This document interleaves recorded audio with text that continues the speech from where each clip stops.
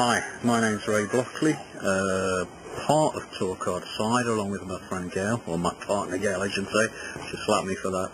And what I thought I'd do after seeing Stephen's video, I thought I'd do a little bit of one talking about what we've done here. In other words, in an ordinary semi-detached back garden, how we've managed to cram a lot of fruit into a very small area. We've done that mainly by the use of espalier trees. So up at the top here we've got a King of the Pippins on an espalier. All the trees that we've used for espalier were bought on MM106 rootstocks, and they were bought as standard whips, if you like.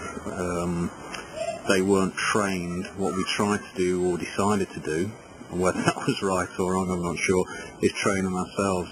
The King of the Pippin was unfortunately hit by canker. I did have a Kingston Black up at the top of the garden, which was riddled with the stuff, and unfortunately it seemed to progress along the other trees.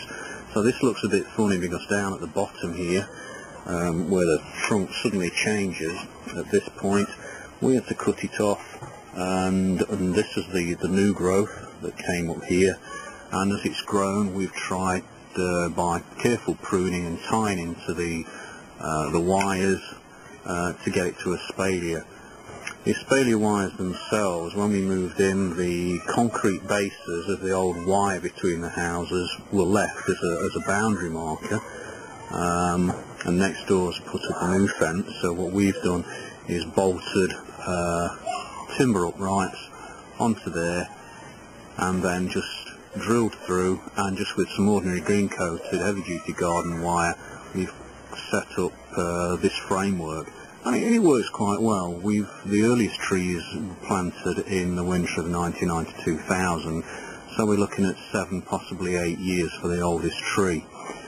We planted them down along this side of the garden, which runs roughly, get me the geography right, sort of northeast southwest the fence runs, so it means they get sunlight from daybreak, from dawn, right the way through until about 2 p.m. in the afternoon. At the moment the time's about 12:30 in the middle of February, and it's very, very warm where I'm stood because it's quite a sheltered spot. This tree I'm looking at the moment is a Yarlington Mill. Strangely, this tree we think had been pruned as a standard before we were sent it, because if you look down at the bottom there's absolutely no branches whatsoever.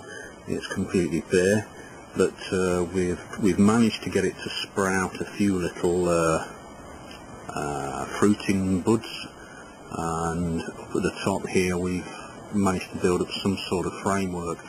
But what the tree is doing is sending out quite a few runners, so what we've done is we've tied these in either onto the wires or onto the tree itself. So you can see that these will need some training and pruning later on, but we try to increase the crotch angle by tying them down. So it's quite an intensive way of doing this, but at least we managed to get quite a bit of fruit off them. This beastie next door that really is going bananas is a Tom Put. Again, this is on an MM106 rootstock, but it's gone absolutely mad. We'd think it was on a M25, and I think Andrew Lee once commented about that different trees grow very differently compared to the different rootstocks they're on, and this is a prime example. If you compare it to the other tree, the Yarlington Mill over there, to the Tom Put's quite precocious in its growth, and has put on an immense amount of vegetative growth. We have to keep pruning it back really firmly. Maybe that's something to do with the soil being quite rich, because I say this is just ordinary garden soil. It's not stuck out in a field, and Gail does like to plant a few flowers, so what we've tried to do is combine, to keep her happy, we've combined to have this little strip running down the side of the garden. I plant it all with apple trees and I keep it bare, but she likes to plant a few posies, so that's what's going off here. It's also very good for growing garlic, which is what's growing down there. Anyway, back to the trees. So that's the Tom Put there. Lots of fruiting spurs, but a lot of growth. But what we do find, the Tom Put in particular is very susceptible to powdery aphid, or woolly aphid I should say, woolly aphid, which tends to attack when we're away. but does leave some quite significant damage, as you can see here. So all this warty protuberance is due to the woolly aphid attacking while we were away on holiday. So we have to keep a very tight watch on that. What we tend to do, we don't spray any of the trees, so we tend to control the woolly aphid by squash and wash, which I'll leave to your imagination. But when it's been very bad, I have used a very small amount of methylated spirits on the tip of a brush just to kill them off rapidly. Here's the dabinet. We've got 3 dabinets in total. This is the one that's on an espalier, and it's growing very, very well. It crops very reliably, very heavily each year, and you can tell by all the fruiting spurs just sort of how much fruit we get off this. Again, it's growing quite well. It was just an ordinary field grown whip when we got it, but it's produced a lot of branches, and we're very pleased with it. Some of the branches are at quite acute angles, as you can see down here, so I hope no nurserymen watching this, and any ace pruners, forgive me, I'm not an ace pruner, and as you can see up here, you have to be very careful tying them down. This one actually broke, but we painted it with compound to protect it, and it's grown a nice callus, and that's quite a healthy branch over there. When the sap starts to rise and they get a little bit more springy, obviously we're going to have to tie in some of the fresh growth, because that's going a little bit wild. To use the spaces as carefully as we could, what we did as well was we added some, I think 3 years ago these went in, we added a series of small trees on dwarfing rootstocks, and these are just going to be very small shrubs, very small pyramids. At the moment what I'm trying to do is get them to open up. What we've got at the end here is a Yarlington mill, which does produce a lot of fruit.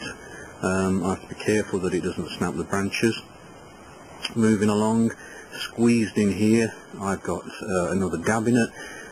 You can tell by some of the tortuous growth on this that this sometimes also gets attacked by aphid quite badly, and again while we're on holiday attacks new growth, and it tends to go over in different directions. And that's the same story with this Yarlington mill. There's some quite acute angles in some of the growth. This one I'm trying to build a structure, but I'm trying to get it to grow to the left and to the right, but all it seems to want to do is to grow out away from the fence, which is a bit of a shame. Coming right up to the top here, what we've got up here is just another one of the, what we've got, dabinet, Yarlington mill, dabinet, so this must be another Yarlington mill if I've got my maths right. But this one again, I'm still early stages of pruning, but I've managed to open it out, and I've just got to be very careful that it grows towards me as I'm looking at it now and not back towards the fence, which for some strange reason this one has a habit of doing.